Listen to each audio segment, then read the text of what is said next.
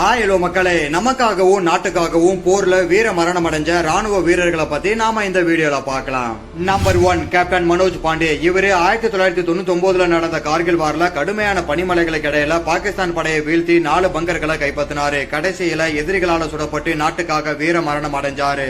Number 2 major Somnath Sharma. இவரு 1947 நடந்த முதல் இந்திய பாகிஸ்தான் வார்ல 4வது குமாவூன் படையில பாகிஸ்தான் ராணுவத்தை எதிர்த்து முன்னேறி போனாரு.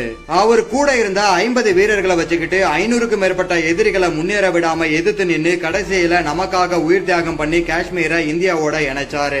நம்பர் 3 அப்துல் ஹமீத். இவரு 1965 நடந்த இந்தியா பாகிஸ்தான் போர்ல கலந்துகிட்டு மனுஷன் ஜீப்ல இருந்தபடியே பாகிஸ்தான் படைய முன்னேற விடாம அவங்களோட 7 பதான் டேங்குகளை அழிச்சிருக்காரு. இப்படி நாட்டுக்காக வீரத்தோட போராடிட்டு இருந்த அவரோட ஜீப் மேல பாகிஸ்தான் டேங்க் குறி வச்சு தாக்குனதுல அங்கேயே வீர மரணம் அடைஞ்சாரு. அவரு போராடின இடத்துக்கு பதான் நகர் அப்படின்னு பேர் வச்சிருக்காங்க.